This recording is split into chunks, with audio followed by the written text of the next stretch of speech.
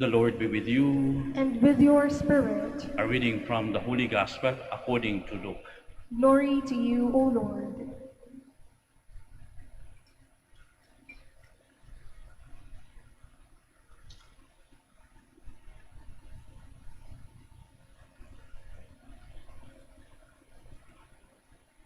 Simeon came in the Spirit into the temple, and when the parents brought in the child Jesus to perform the custom of the law in regard to him, Simeon took Jesus into his arms and blessed God, saying, "Now, Master, you may let your servant go in peace.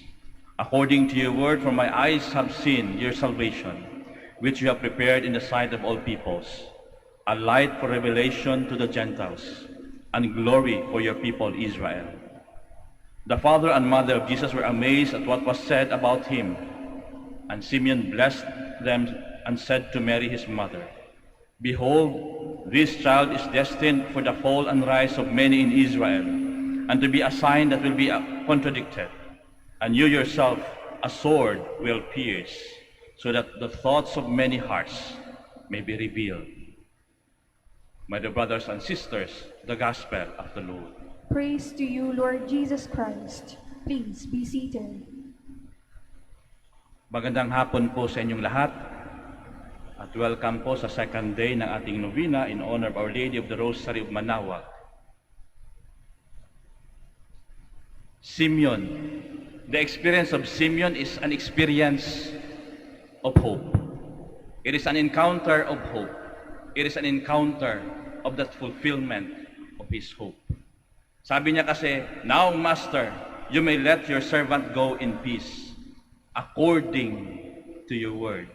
For my eyes have seen your salvation, which you have prepared in sight of all peoples, a light for revelation to the Gentiles, and the glory for your people Israel." It is an encounter of hope on the part of Simeon.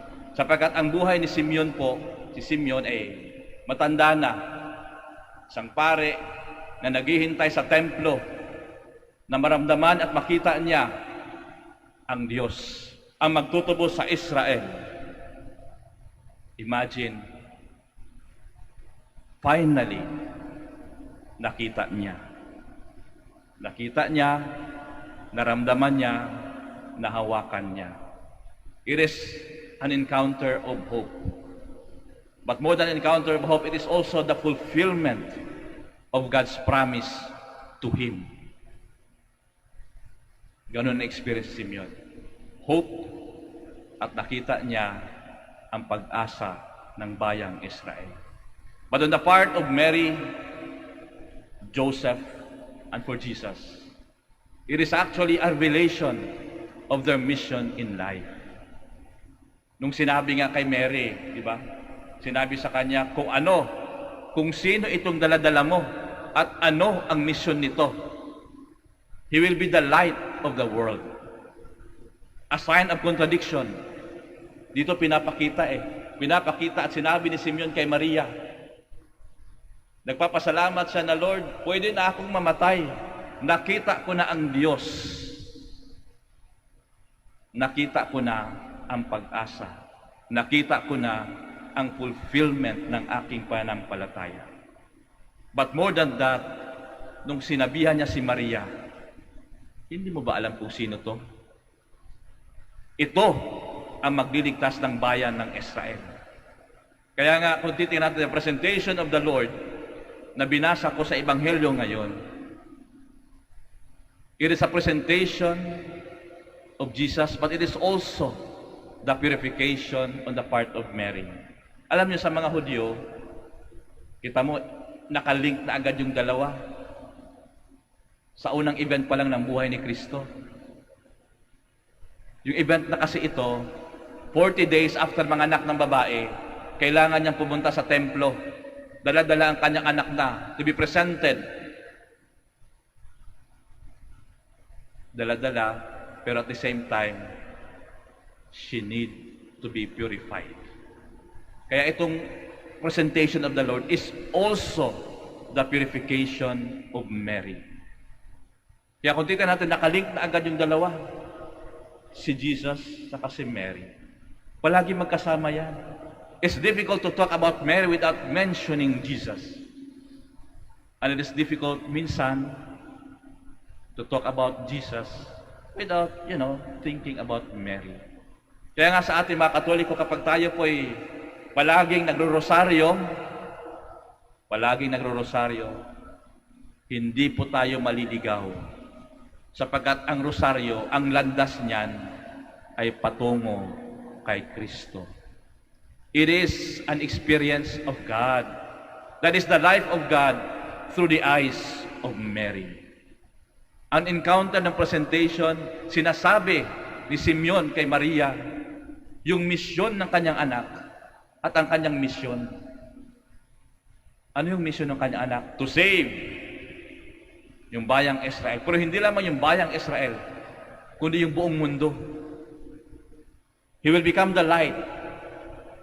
Pero sinabihan din si Maria, and you yourself, a sword will pierce your heart. Bakit? Sapagkat si Maria palaging nandun. Remember that in the mysteries of the rosary, may joyful, may sorrowful. And the mission of Mary is to accompany Jesus sa hirap at ginhawa. Kaya nga nung sa present, nung sinabi ni Simeon yun perhaps Mary, confused, ano magagawin ko dito? Ito yung mission mo. Sasamahan mo yung anak mo sa kanyang paglalakbay. Sasamahan mo yung anak mo sa misyon niya ditong sa lupang ito.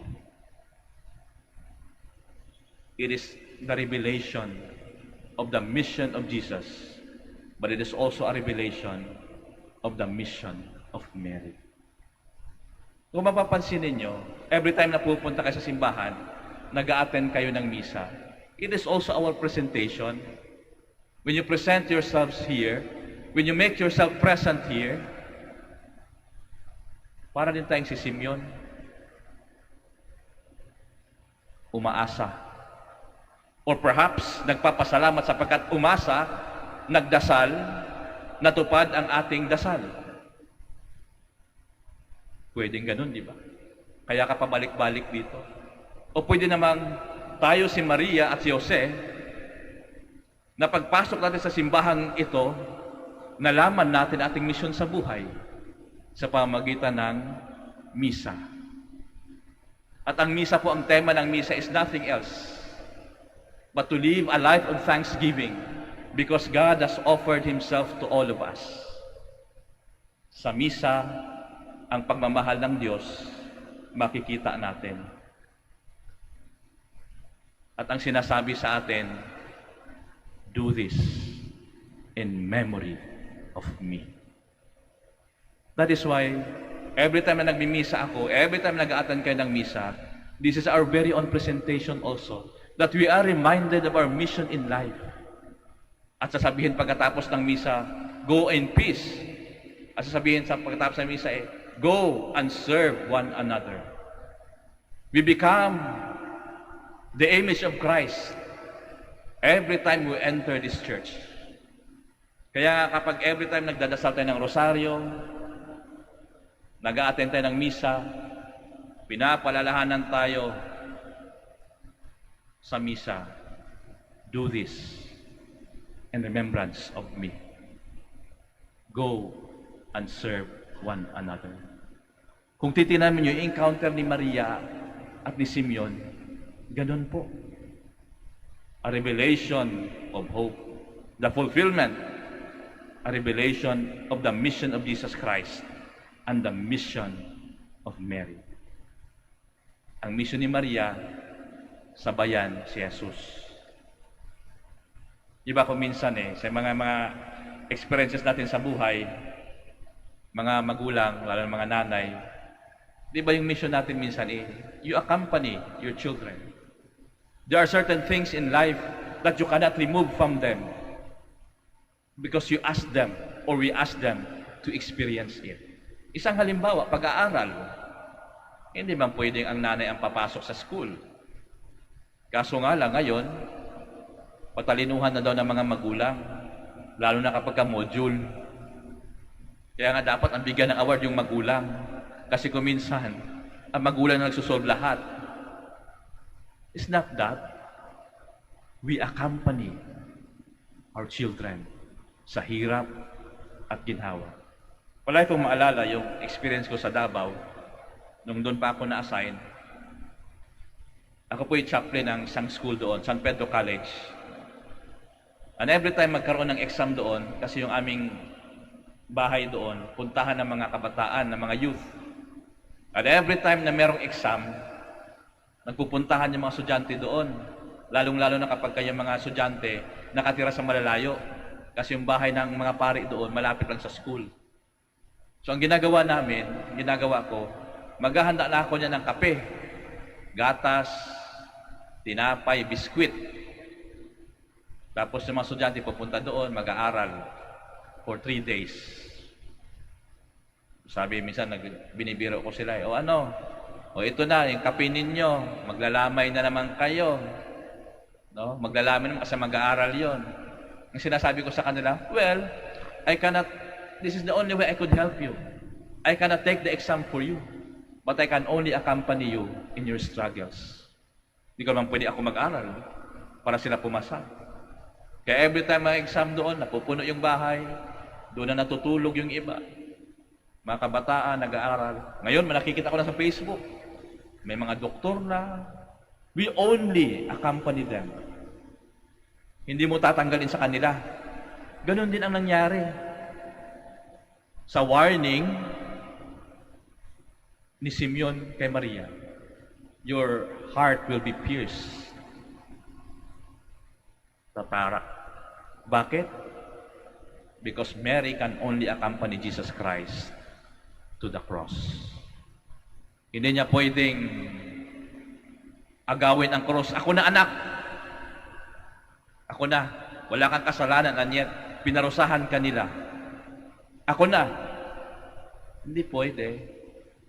But Mary was there, accompanying Jesus sa kanyang tuwa at sa kanyang paghihirap.